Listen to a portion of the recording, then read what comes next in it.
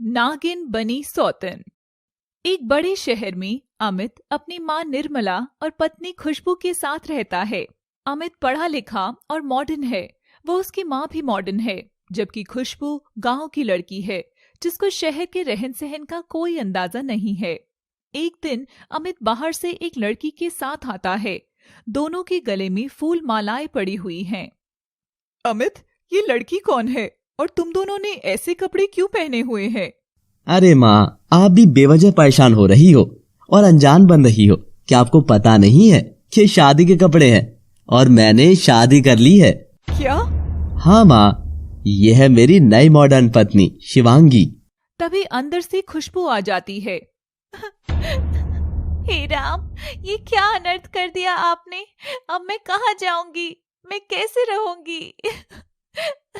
ठीक है, इस घर में ही रह लेना, लेकिन घर का सारा काम तुम करोगी और शिवांगी की सेवा भी करोगी। अमित बेटा, तुमने शादी से पहले एक बार भी मुझे बताना जरूरी नहीं समझा?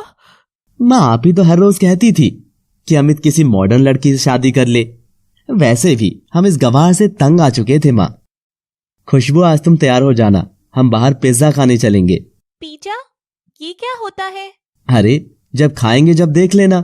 अमित और खुशबू शाम को पिज्जा खाने जाते हैं, लेकिन खुशबू वहाँ तेज तेज बातें करने लगती है, जिससे अमित परेशान हो जाता है। और तभी वेटर पिज्जा लेकर आता है। बहुत परेशान हो रही थी पिज्जा देखने के लिए, अब देखो कैसा होता है। और धीरे धीरे बात करो, ये हमारा घर नहीं है। अच्छा, तो ये होता है पिज्जा? तुमको पहले से ही पता था तो सुबह से मेरा दिमाग क्यों खा रही थी? हाँ, ये केक है, सब्जी और मिर्च वाला केक ही तो है। यह सुनकर वहाँ बैठे सभी लोग हंसने लगते हैं। और माँ, आपने उस दिन का नहीं देखा था क्या? मैं सोच रही थी कि एक साड़ी मंगा लेती हूँ। हाँ, तो किससे मंगाओगी? मैं ले आऊंगा। अरे, आप क्यों परेशान होते हैं? अम्मा जान है ना। अम्मा जान? ये कौन है? सारा दिन तो फोन में चलाते रहते हो, अपने लिए भी शर्ट मंगाई थी ना। अरे भगवान, वो अमेज़न है, अम्मा जान नहीं, अमेज़न। मैं परेशान हो गया था तुमसे। चलो अब अपने काम पर लग जाओ और वो रूम खाली कर दो। खुशबू रोते हुए अपना सामान अमित के रूम से बाहर निकालने लगती है और शिवांगी का बैग अंदर रख देती है। खूब रो खुशबू, जितना मर्जी रोना है। वैसे भी जल्द ही तुझे खून के आंसू रोने पड़ेंगे। सिर्फ नाम की खुशबू रह जाएगी, क्योंकि एक दिन तुम में से बदबू आया करेगी। खुशबू अब घर के कामों में लग जाती है और कुछ दिन वह यूं ही बिता देती है। एक दिन अमित और उसकी माँ निर्मला घर से बाहर गए होते हैं। खुशबू घर के काम कर रही होती है, तभी वह देखती है कि एक नागिन घर में घूम रही है। सांप! सांप! घर में सांप! शिवांगी, कहाँ हो तुम? जल्दी आओ, घर में एक बड़ा सांप है। तब तक सांप गायब हो जाता है। क्यों, क्या हुआ? क्यों चिल्ला रही हो? तुमने देखा नहीं क्या? यहाँ भी बहुत बड़ा और विषैला सांप था। यहाँ कुछ भी नहीं है, तुमने जानबूझकर मेरी नींद खराब की है। अब तुम्हारी सजा ये है कि तुम शाम तक घर के बाहर रहोगी। मुझे घर से बाहर मत निकालो, घर में सांप है, वो तुमको काट सकता है। खुद सांप से इतना डर रही हो तो मुझे क्या खाक बचाओगी? चलो बाहर निकलो अब यहाँ से। शिवांगी खुशबू को घर से बाहर निकाल देती है।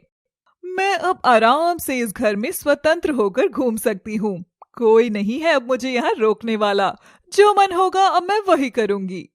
शिवांगी नागिन बनकर पूरे घर में आराम से घूमने लगती है। खुशबू बाहर खड़े होकर रो रही है। तभी वह देखती है कि दूर बैठी एक बूढ़ी महिला रो रही होती है। खुशबू दौड़कर उनके पास जाती है। क्या हुआ अम्मा, आप रो क्यों रही हो? बेटी, मेरे पास अच्छे जूते नहीं है और मेरे पैर में कांटा लग गया है, जिसके कारण मुझे अब बहुत पीड़ा हो रही है। अम्मा जी, आप मेरे जूते ले लीजिए, मैं आपके पैर का कांटा भी निकाल देती हूँ। खुशबू ने पैर से कांटा बाहर निकाल दिया और बूढ़ी औरत को इससे बहुत आराम मिला। बेटी, तू मेरे लिए अपना दुख भी भूल गई थी और मेरी देखभाल की। अब तू बता कि क्यों रो रही थी? खुशबू बूढ़ी अम्मा को सारी बात बता देती है। मैंने तेरे घर के अंदर देख लिया है कि क्या चल रहा है तेरी प्राणों को खतरा है। मैं तुझे ये ताबीज देती हूँ, इसे अपने हाथ में बांध लो। आप कहाँ रहती हो? दूर उस पहाड़ी के पीछे मंदिर है, मैं उसी के पास रहती हूँ। जब तुम्हें खतरा महसूस हो तो कभी भी आ जाना। यह कहकर बूढ़ी महिला पहाड़ी की ओर चली जाती है। ये संगीत की आवाज घर से आ रही है, खिड़की से देखती हूँ। खुशबू खिड़की से झांक कर देखती है तो उसकी आंखें खुली की खुली रह जाती हैं। वह बार बार आंखें खोलकर देखती है। नहीं, ये नहीं हो सकता। ये क्या देख रही हूँ मैं? शिवांगी नागिन है। किसको बताऊं ये बात? अमित जी ने एक नागिन से शादी क्यों की? शिवांगी इस बात से अनजान घर में कभी नागिन और कभी मानव रूप में आकर पूरी स्वतंत्रता से घूम रही है। मैं माँ जी और अमित के आने तक यही इंतजार करती हूँ। उनके आते ही उनको सब कुछ बता दूंगी। कुछ समय बाद ही निर्मला और अमित घर आ जाते हैं। अरे तुम घर के बाहर क्यों खड़ी हो? घर के काम से बचने के लिए खड़ी होगी, और क्या। और वो बेचारी शिवांगी अकेले काम में लगी होगी। खुशबू बहुत कामचोर है। मुझे आप दोनों को कुछ बताना है। हमें तुम्हारी बकवास नहीं सुननी है, चुपचाप अंदर चलो। बहुत जरूरी बात बतानी है। हमारे लिए तू भी जरूरी नहीं है तो तेरी बातें क्या जरूरी होंगी? हाँ ठीक है, मत सुनो, अंदर जाकर खुद ही देख लेना। हाँ हाँ, देखते हैं कि क्या है। अमित दरवाजा खटखटाता है और शिवांगी बिल्कुल नौकरानी के भेष में दरवाजा खोलने आ जाती है। शिवांगी को काम करते देखकर अमित को गुस्सा आ जाता है और वह जोर से चिल्लाता है। खुशबू, शिवांगी काम क्यों कर रही है? तुम इसलिए ही बाहर खड़ी थी ताकि तुम्हें काम ना करना पड़े। हम सिर्फ एक दिन के लिए घर से बाहर क्या चले गए और तुमने उस दिन ही शिवांगी को नौकरानी बना दिया। खुशबू को क्यों डांट रहे हो? ये मेरा ही घर तो है, काम करना भी मेरी ही जिम्मेदारी है ना।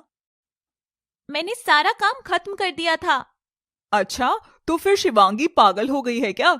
जाओ, मेरी आंखों के सामने से दूर चली जाओ। मैं आपको कुछ बताना चाहती हूँ, आप मेरी बात तो सुनो। हमें कुछ भी नहीं सुनना है, तुम यहाँ से चुपचाप चली जाओ बस। खुशबू रोते हुए किचन में चली जाती है और पीछे से शिवांगी भी आती है। क्या बताना चाहती हो तुम? मैं तुम्हारी सच्चाई इनको बताना चाहती हूँ। क्या देखा तुमने? मैंने जो भी देखा मैं वो जाकर बता रही हूँ और इस बार मुझे कोई भी नहीं रोक सकता। रुको। खुशबू जल्दी से अमित और निर्मला के पास पहुंच जाती है। आप मेरी बात को सुनो या मत सुनो, लेकिन मैं आपको शिवांगी का सच बताना चाहती हूँ। कैसा सच? शिवांगी एक नागिन है। क्या? खुशबू की बात सुनकर सभी चौंक जाते हैं। ये क्या कर रही हो तुम? पागल हो गई हो क्या? घर में दूसरी को देखकर इसका दिमाग खराब हो गया है, अब ये कुछ भी बोल रही है। जहर तो तुम्हारे भीतर भरा है खुशबू, चुपचाप अपना काम किया करो। तुमको इस घर में ज्यादा बोलने की इजाजत नहीं है। अगर इस घर में रहना है तो शांति से रहो, और ये आखिरी चेतावनी है। अगर इस बार कुछ भी हुआ तो तुमको इस बार घर से बाहर निकाल दिया जाएगा। खुशबू वहां से रोकर चुपचाप चली जाती है। अरे वाह, कितने सीधे हैं मेरे ससुराल वाले भी, कितना प्यार करते हैं मुझसे। बेचारी खुशबू, न जाने अभी और कितने दुख झेलेगी। मैं तो खुशबू को तड़पा तड़पा कर मारूंगी। इंतजार कर खुशबू रानी, मैं तुझे बहुत दुख देकर ही खत्म करूंगी। कुछ दिन बाद निर्मला और अमित बाजार जाते हैं। घर में शिवांगी और खुशबू ही अकेले रह जाते हैं। मैं जो चाहती थी वो दिन जल्दी ही आ गया। खुशबू को अब मजा चखाऊंगी। शिवांगी किचन में पूरी योजना बनाकर तैयारी रखती है और फिर खुशबू को बुलाती है। खुशबू, खुशबू, अभी आ रही हूँ, जल्दी आओ। शिवांगी खुशबू को बुलाने के लिए शोर मचाने लगती है और खुशबू दौड़ी दौड़ी आती है, लेकिन जैसे ही खुशबू किचन में पैर रखती है, शिवांगी अपने पैर से खुशबू को उलझा देती है और खुशबू सामने रखे गर्म दूध पर जाकर गिरती है। खुशबू दर्द से रोने लगती है। मैं जल गई, मुझे बहुत दर्द हो रहा है, बचाओ।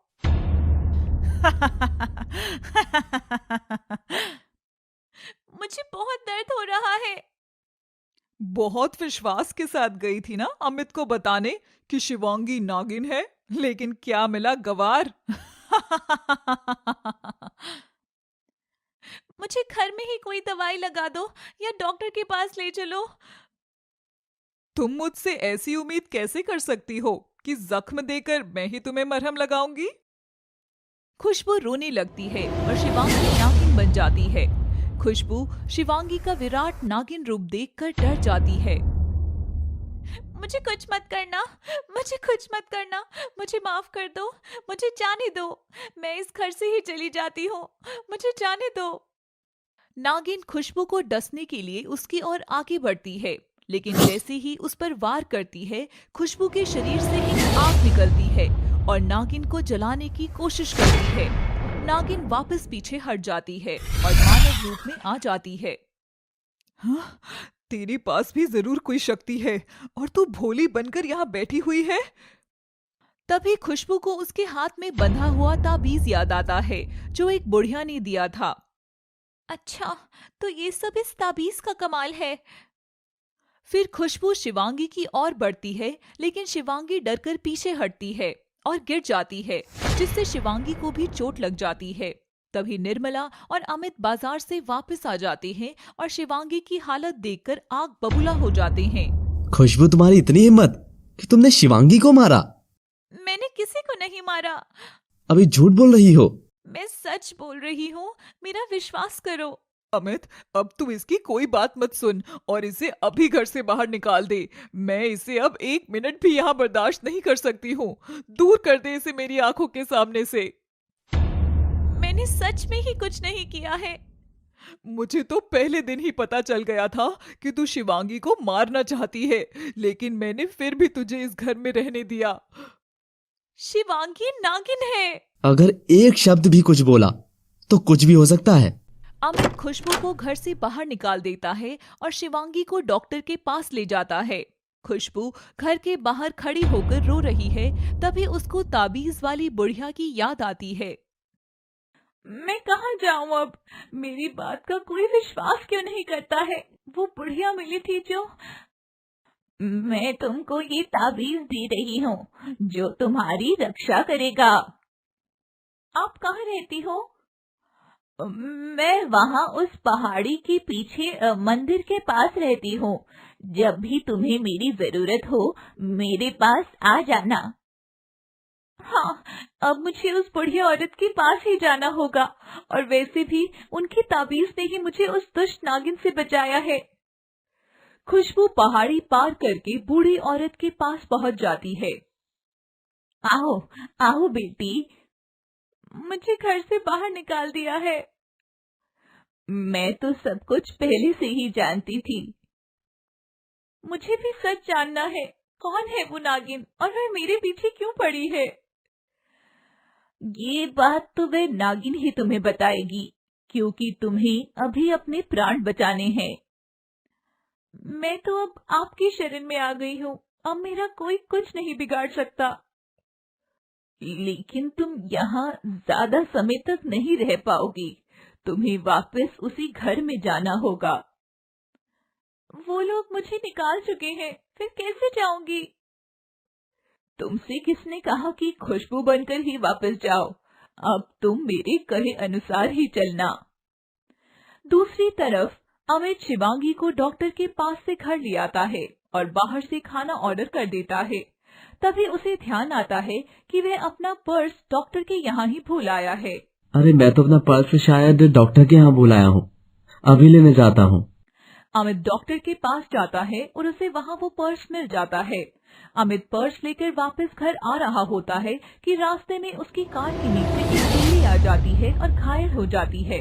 ओह, शायद कोई जानवर घायल हो गया है, नीचे उतरकर देखता हूँ। अमित नीचे उतरकर देखता है तो उसे कार के नीचे एक बिल्ली खून से लथपथ पड़ी हुई होती है। ये क्या अनर्थ हो गया मुझसे? बिल्ली मर गई। दादाजी कहते थे कि बिल्ली मारने पर सोने की बिल्ली देनी होती है। Oh no. अमित ये बात सोच ही रहा था कि तभी कुछ बदमाश अमित पर हमला कर देते हैं। कौन हो तुम? हम तुम्हारी मौत हैं। चुपचाप से पर्स और गाड़ी घड़ी सब कुछ हमें दे दो, वरना जान से जाओगे। मैं तुम्हें 1 फुटी कौड़ी तक नहीं दूंगा। अमित डकैतों को कुछ भी देने से मना कर देता है और वह इस बात से नाराज होकर अमित पर टूट पड़ते हैं।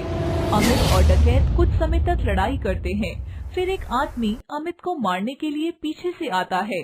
तभी बिल्ली जिंदा होकर खड़ी हो जाती है और ऊपर उछलकर उस आदमी की आंखें मूंद देती है। वह आदमी रोता हुआ दौड़ता है।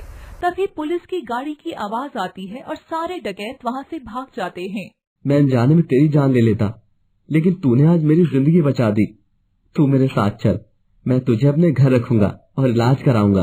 बिल्ली म्याऊं की आवाज निकालती है और अमित को उसके गाड़ी में बिठाकर पशु चिकित्सालय ले जाता है। वहां पर उसका इलाज करता है और फिर घर लेकर आता है।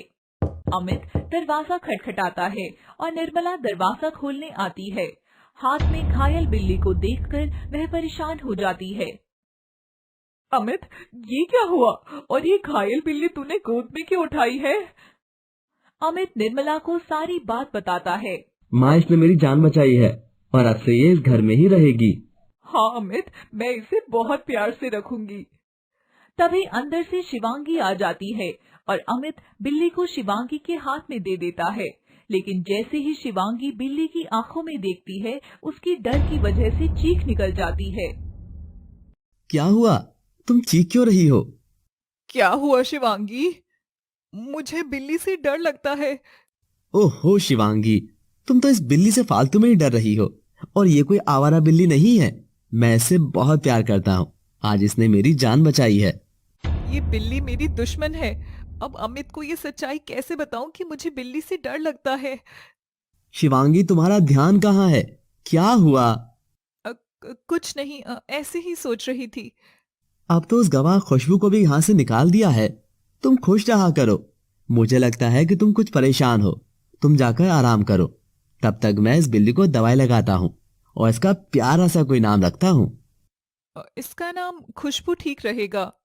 इस घर में खुशबू का नाम मत लो। मैं इसका नाम खुशी रखूंगा। शिवांगी अपने कमरे में चली जाती है और अमित बिल्ली का नाम खुशी रख देता है और उसको गोद में लेकर दवाई लगाता है। अगली सुबह शिवांगी किचन में काम कर रही होती है और खुशी भी घूमते घूमते उसके पास आ जाती है। जरूर इस बिल्ली के पास कोई शक्ति है और इसकी कोई मदद भी कर रहा है। मैं इसका पता लगाकर ही रहूंगी। लेकिन उससे पहले इस बिल्ली का इस घर से जाना बहुत जरूरी है। उसके लिए कोई योजना बनानी पड़ेगी। शिवांगी चिल्लाती है, बचाओ बचाओ। निर्मला दौड़ते हुए आती है। क्या हुआ, क्यों चीख रही हो? माँ जी देखिए ना, ये बिल्ली किचन में आ गई है। शिवांगी, तुम इससे इतना मत डरा करो। ये बहुत प्यारी बिल्ली है और तुम इसे बिल्ली भी मत बोला करो। इसको खुशी बुलाया करो। मुझे इसके साथ नहीं रहना है। या तो खुशी घर में रहेगी या मैं। तुम तो इस बिल्ली से ऐसे चिढ़ रही हो जैसे कि ये तुम्हारी सौतन हो। ऐसा लग रहा है कि कुछ दिनों में ये मेरी सौतन ही बन जाएगी, क्योंकि अमित जी कल से इसका ही ध्यान रख रहे हैं। दूसरी तरफ बूढ़ी औरत अपनी झोपड़ी में बैठकर ये सब देख रही है। इन लोगों ने खुशबू को बहुत परेशान किया है। अब आएगा मजा। अब देखते हैं कि आगे आगे होता है क्या। अमित के घर। मुझे इस खुशबू, बिल्ली और इनके पीछे बैठी मायावी शक्ति का पता इस घर के बाहर जाकर ही चल सकता है। लेकिन यहाँ से कैसे बाहर निकलूं? देखती हूँ, अगर ये दोनों प्यार से नहीं मानेंगे तो मैं लड़ाई करके यहाँ से निकल जाऊंगी। मुझे मेरे घर जाना है। लेकिन तुमने तो बताया था कि तुम्हारा कोई घर ही नहीं है। अरे इतना सब क्यों याद रखता है ये? क्या सोच रही हो? मुझे मेरे चाचा के घर जाना है। अच्छा ठीक है, कुछ दिनों में चली जाना। मैं भी साथ चलूंगा और उनसे मिल लूंगा। शिवांगी हाँ में जवाब देकर वहां से चली जाती है। अरे अब क्या जवाब दूं इसे? अमित को भी साथ जाना है। यहाँ से बताकर बाहर जाना मुश्किल है। चुपचाप निकलना होगा। एक दिन शिवांगी बालकनी में खड़ी होती है। तभी शिवांगी की नजर बिल्ली पर पड़ती है, जो चुपचाप वहां से बाहर जा रही होती है। ये बिल्ली कहाँ जा रही है? मुझे इसका पीछा करना होगा। शिवांगी भी किसी को बिना बताए बिल्ली के पीछे पीछे चल देती है।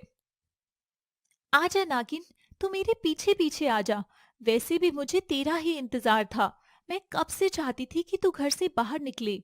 दोनों थोड़ी दूर चलते हैं और शिवांगी खुशी को आवाज लगाती है। बिल्ली रुक जाती है। लगता है तेरी मौत आई है। पहले मैंने तुझे जिंदा छोड़कर गलती की, लेकिन आज नहीं छोड़ूंगी। शिवांगी नागिन रूप में आ जाती है और बिल्ली और नागिन आपस में खूब लड़ाई करते हैं। नागिन अपनी पूंछ से बिल्ली की गर्दन दबाने की कोशिश करती है, तो बिल्ली भी अपने दांतों से नागिन पर वार करती है। जब नागिन लड़ते लड़ते थक जाती है, तो वापस मानव रूप में आ जाती है। इतनी जल्दी हार मान ली? अभी तो आई थी लड़ने, अब क्या हुआ? शिवांगी कुछ नहीं बोलती और गुस्सा हो जाती है। बिल्ली शिवांगी को वहीं छोड़कर पहाड़ी की तरफ चल देती है। इसके पीछे पीछे जाकर देखती हूँ कि ये कहाँ जा रही है। कहाँ से आई है इसमें इतनी शक्ति कि मुझ इच्छाधारी नागिन पर भी भारी पड़ रही है। शिवांगी बिल्ली के पीछे पीछे चल देती है। मेरे पीछे कहाँ आ रही हो? दोबारा मार खाओगी क्या? शिवांगी की कुछ बोलने से पहले ही उसको अमित की कार का हॉर्न सुनाई देता है और वह देखती है कि अमित अपनी कार से घर की ओर जा रहा होता है। अमित को देखकर दोनों चौंक जाते हैं। अरे कहाँ जा रहे हो तुम दोनों? मैं तो खुशी को टहलाने के लिए बाहर लाई थी, क्योंकि कुछ समय बाहर रहेगी तो जल्दी स्वस्थ हो जाएगी। अरे वाह शिवांगी, ये तो तुमने बहुत अच्छा किया। कल तक तो तुम इससे डर ही रही थी, आज तुम दोनों दोस्त बन गए हो। ये देखकर मुझे अब बहुत ही खुशी हो रही है और अब मुझे कोई चिंता ही नहीं है। खुशी है ही इतनी प्यारी कि इससे कोई भी दोस्ती कर ले। अच्छा, अब तुम यदि टहल चुके हो तो घर चलो। हाँ, हमें काफी समय हो चुका है घर से बाहर आए हुए, बस चलते हैं। शिवांगी कार में जाकर बैठ जाती है और अमित खुशी को बहुत प्यार से गोद में उठाकर ले जाता है। यह देखकर शिवांगी को बहुत गुस्सा आता है। अब ये बिल्ली को इतने प्यार से गोद में उठाए घूम रहा है। अरे शिवांगी, तुम कहाँ खो जाती हो बार बार? अमित शिवांगी और खुशी के साथ घर के लिए निकलता है। दूसरी तरफ अमित और शिवांगी दोनों में से यहाँ कोई नहीं है। पता नहीं कहाँ चले गए बिना बताए, और खुशी भी कहीं नजर नहीं आ रही है। उसको भी साथ ले गए हैं। तभी घर के दरवाजे पर कोई आता है। निर्मला जाकर दरवाजा खोलती है तो दरवाजे पर अमित और शिवांगी ही हैं। कहाँ चले जाते हो बिना बताए? चलो अब अंदर आओ। दूसरी तरफ पहाड़ी के पीछे बूढ़ी औरत परेशान है। ये बिल्ली अब तक आई क्यों नहीं है? कहाँ रह गई है? बूढ़ी औरत अपनी शक्तियों से देखती है कि बिल्ली वापस उस घर में पहुंच गई है। इसने अभी तक अपना काम क्यों नहीं किया है? कुछ दिन और इंतजार करती हूँ। कुछ दिन बाद अमित के घर। निर्मला और अमित घर से बाहर जाते हैं। अमित कार में जाकर बैठ जाता है और तभी निर्मला को याद आता है कि वह अपना चश्मा घर ही भूल आई है। अमित, मैं अपना चश्मा भूल आई हूँ, अभी लेकर आती हूँ। निर्मला घर जाती है और दरवाजा खोलती है। घर में घुसते ही उसके होश उड़ जाते हैं। निर्मला की आंखें खुली की खुली रह जाती हैं। नागिन? इस घर में सच में कोई नागिन है? शिवांगी, शिवांगी, घर में नागिन है। निर्मला बेहोश हो जाती है। ओह, बच गई आज तो। पता नहीं ये बुढ़िया भी कहाँ से आ गई है। मैं इस घर में बिल्कुल भी आजाद ही नहीं हूँ। स्वतंत्रता से घूम ही नहीं सकती, कोई भी आ जाता है। तभी उसे बाहर से अमित की आवाज आती है। माँ क्या हुआ? आप क्यों चीख रही हो? अमित घर में आता है और देखता है कि निर्मला बेहोश पड़ी है। शिवांगी, जल्दी पानी लेकर आओ। कहीं अमित ने भी तो मुझे नागिन बनते हुए नहीं देखा था। जो हो देखा जाएगा। शिवांगी पानी लेकर आती है। अमित निर्मला को होश में लाने की कोशिश कर रहा है। माँ को क्या हुआ शिवांगी? माँ तो आपके साथ गई थी ना? अमित निर्मला के चेहरे पर पानी की कुछ बूंदें डालता है। निर्मला को होश आ जाता है। माँ क्या हो गया था आपको? अब आप ठीक हो? वो कहाँ गई? कौन?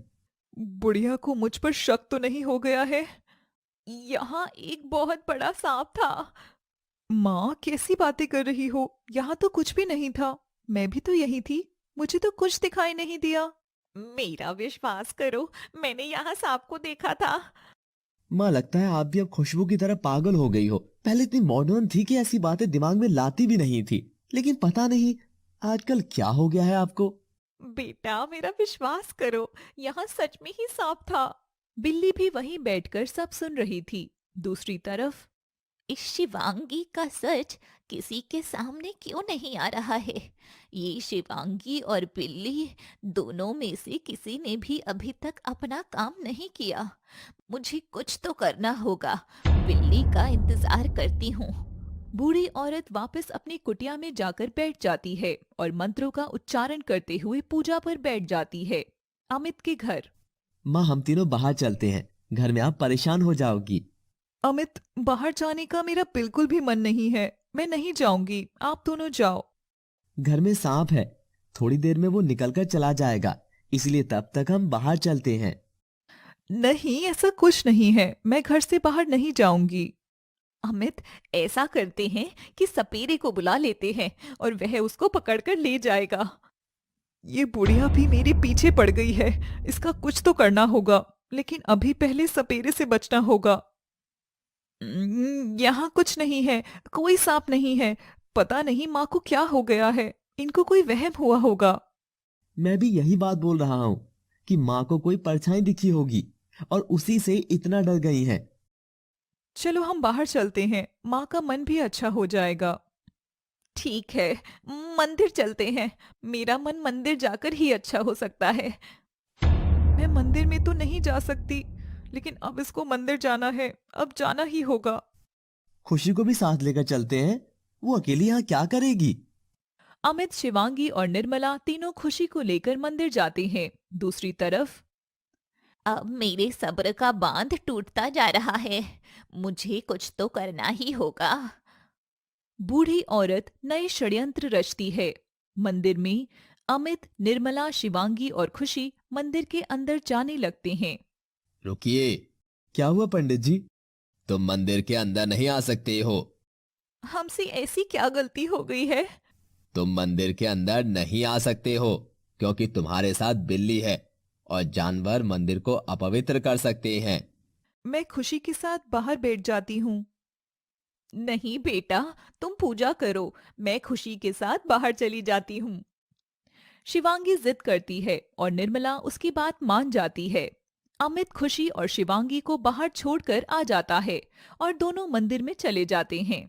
मंदिर में एक गुरुदेव जी भी रहते हैं। दोनों उनके पास जाते हैं और बात करते हैं। देखो निर्मला, जब से तुमने अमित की शादी की है तब से ही तुम्हारे परिवार पर खतरा मंडरा रहा है। गुरुदेव, अब तो उस लड़की को हमने घर से भी निकाल दिया है। लेकिन अभी खतरा टला नहीं है और जैसा मैं देख पा रहा हूँ एक बहुत बड़ी परेशानी का तुमको सामना करना पड़ सकता है। गुरुदेव, क्या परेशानी आने वाली है? इसको रोकने का कोई तो उपाय होगा। गुरुदेव निर्मला को कुछ उपाय और बातें बताते हैं। दूसरी तरफ मंदिर के बाहर, देख बिल्ली, मैं पहले से ही बहुत परेशान हूँ और लड़ाई करने का अब बिल्कुल भी मेरा मन नहीं है, इसलिए चुपचाप बैठ जा। लड़ाई करने का मन नहीं है या हिम्मत नहीं है? शिवांगी चुपचाप उदास बैठ जाती है। इतनी जहरीली नागिन आज एकदम सीधी गाय की तरह कैसे शांत रह सकती है? अमित कितना प्यार करता है अपनी माँ को और माँ भी कितना प्यार करती है। काश मुझे भी माँ का प्यार खुशबू के पापा ने मिलने दिया होता। एक खंडर में नागराज, नागरानी और उसकी 5 साल की बेटी शिवांगी रहते हैं। नागराज और नागरानी अपनी बेटे शिवांगी को बहुत प्यार करते हैं। तीनों खंडर में ही रहते हैं। एक दिन एक आदमी जिसका नाम माणिक है आता है। नागराज, तुम कौन हो? मुझे तांत्रिक ने भेजा है। उसने तुम्हें यहाँ क्यों भेजा है? तुम नागमणि मुझे दे दो और अपने परिवार के साथ आराम से रहो। नागमणि तुम्हें कभी नहीं मिलेगी। तांत्रिक महाराज का आदेश है और मैं नागमणि लेकर ही मानूंगा। असंभव है, मैं तुम्हें नागमणि नहीं दूंगा। मैं तुम्हें मार दूंगा। नागराज, इस पापी को नागमणि मत देना, अन्यथा ये धरती पर भूचाल ला देगा। मैं सही कह रहा हूँ कि तुम दोनों अपनी जान से जाओगे।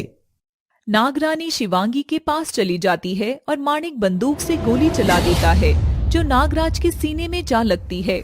नागरानी चीखते हुए नागराज के पास आती है माणिक वहां से भागने की कोशिश करता है, लेकिन फिर दूर पेड़ के पीछे से एक गोली और चलती है जो माणिक को लग जाती है और माणिक भी वहीं गिर जाता है। नागराज, नागराज, इस दुष्ट ने नागमणि के लिए तुमको मार दिया। तुम मेरी फिक्र मत करो नागरानी, मैं अपनी समस्त शक्तियां शिवांगी को दे रहा हूँ और तुम किसी से इसका बदला मत लेना, पर नागमणि शिवांगी को दे देना। दोनों अच्छे से रहना। नागराज मर जाता है और नागरानी और शिवांगी अकेले हो जाते हैं। शिवांगी मंदिर के बाहर बैठकर रोने लगती है और बिल्ली यह देखकर बिल्कुल हैरान हो जाती है।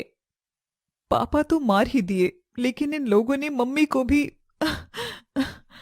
नागरानी छोटी बच्ची शिवांगी को पालती है। फिर एक दिन, माँ, पापा कब आएंगे? अब नहीं आएंगे। जिसने भी पापा को मारा है, हम उनसे कुछ कहते क्यों नहीं है?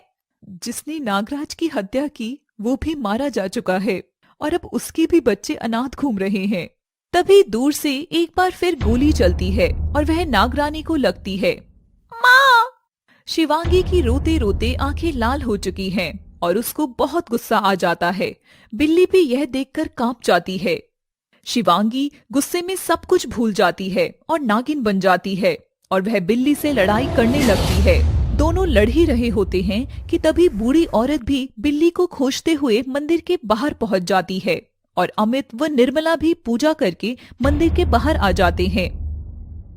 बिल्ली को नागिन से लड़ते हुए देख सभी चौंक जाते हैं। खुशी नागिन से क्यों लड़ रही है? अमित, खुशी को बचाओ। खुशी, तुम वापस आ जाओ। अमित की आवाज नागिन और बिल्ली सुन लेते हैं और तुरंत अलग अलग हो जाते हैं। बिल्ली अमित और निर्मला के पास आ जाती है। मैं इन लोगों के सामने वापस मानव रूप में कैसे आ सकती हूँ?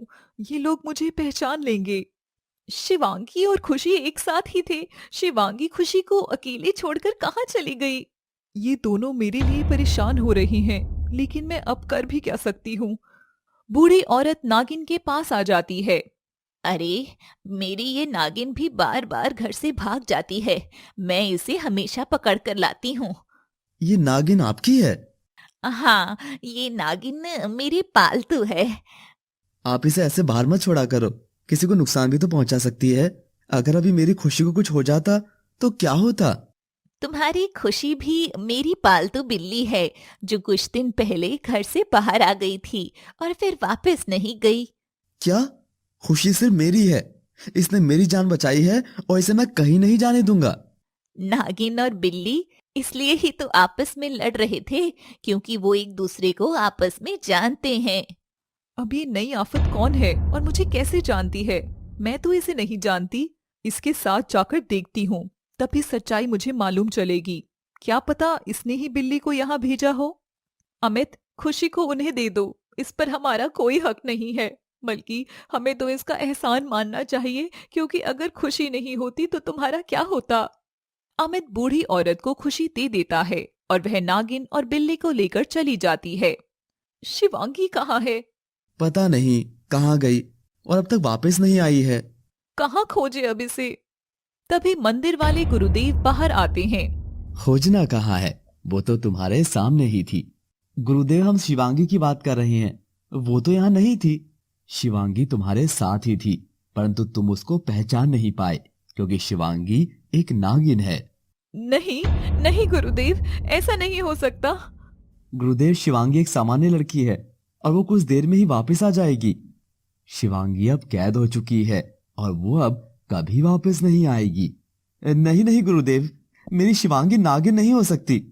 निर्मला को शिवांगी का व्यवहार याद आने लगता है कि पहले दिन से ही वो कितना अजीब व्यवहार करती थी। मैंने भी घर में नागिन को देखा था। उसकी लड़ाई खुशबू से थी, इसलिए ही वो तुम्हारे घर में आई। पर क्यों? गुरुदेव सारी बात बताते हैं। अब शिवांगी को उस चुड़ैल की कैद से कैसे बचाया जा सकता है? इसके लिए तुम्हें जोखिम उठाना पड़ेगा। गुरुदेव अमित को सारे रास्ते बताते हैं। बेटा, मैं तेरा यही मंदिर में इंतजार करूंगी। ध्यान से जाना और शिवांगी के साथ सुरक्षित वापस लौटना। अमित चला जाता है। दूसरी तरफ खंडर में, मैं अच्छे से जानती हूँ कि तूने जानबूझकर मेरा कोई काम नहीं किया और वहां मजे से रह रही थी। बहुत प्यार मिला है ना तुझे वहां, अब यहाँ आराम से कैद में रहे। हाँ। बिल्ली चुप रहती है। नागिन, चुपचाप से मणि दे दे मुझे, अन्यथा तुझे अभी भस्म कर दूंगी। बूढ़ी औरत कुछ मंत्र बोलती है और वह एक तांत्रिक के रूप में बदलने लगती है। कुछ देर में ही वह एक डरावना तांत्रिक बन जाता है। यह देखकर सब चौंक जाते हैं। नागिन मणि तो तुझे देनी ही होगी, अन्यथा जैसे तेरे माँ बाप को मैंने मार दिया ऐसे ही तुझे खत्म कर दूंगा और नाग मणि मैं ले लूंगा। मैं पहले ही 2 लोगों की हत्या का पाप अपने सर पर ले चुका हूँ, इसलिए अब मैं तुझे मारना नहीं चाहता हूँ। तुझे नागमणि कभी भी नहीं मिलेगी, कभी नहीं। अमित भी दरवाजे के बाहर खड़ा होकर यह सब सुन रहा है। तांत्रिक एक धूल शिवांगी के ऊपर फेंकता है। शिवांगी भी अपनी शक्तियों से एक प्रति उत्तर देती है। तांत्रिक सभी शक्तियां शिवांगी के ऊपर छोड़ देता है। शिवांगी भी शक्तिशाली होती है और डटकर तांत्रिक का सामना करती है। तांत्रिक क्रोध में एक त्रिशूल उठाकर शिवांगी की तरफ फेंकता है, लेकिन त्रिशूल हाथ से छूटने से पहले ही बिल्ली तांत्रिक के चेहरे पर झपट पड़ती है और उसके हाथ से त्रिशूल गलत दिशा में चला जाता है। शिवांगी बच जाती है। अमित शिवांगी के पास आता है। शिवांगी, मुझे सब पता चल गया है, इसलिए तुम घबराओ नहीं। मुझे यहाँ गुरुदेव ने भेजा है। इस तांत्रिक के प्राण इसकी बाईं आंख में है। ये त्रिशूल मुझे भोलेनाथ के मंदिर से गुरुदेव ने दिया है। इसकी मृत्यु इसी से होगी। शिवांगी त्रिशूल ले लेती है। बिल्ली, तुझे वापस वही बना देता हूँ जो तू थी, तुझे तब समझ आएगा। तांत्रिक बिल्ली को मानव रूप में बदल देता है। यह देखकर शिवांगी और अमित के होश उड़ जाते हैं, क्योंकि वो खुशबू होती है। मुझे तो लगा था कि तू भोली भाली लड़की है, मेरा काम कर देगी, लेकिन तूने मेरा कोई काम नहीं किया, बल्कि मुझ पर वार किया। इसीलिए मैं तुझे नहीं छोड़ूंगा।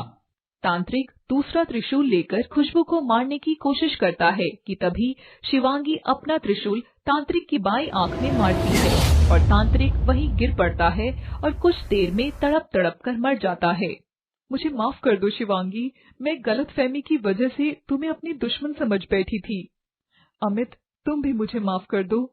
मैंने अपने स्वार्थ के लिए तुमसे शादी की और खुशबू को घर से बाहर निकलवाया, जबकि खुशबू बहुत सीधी और सच्ची है।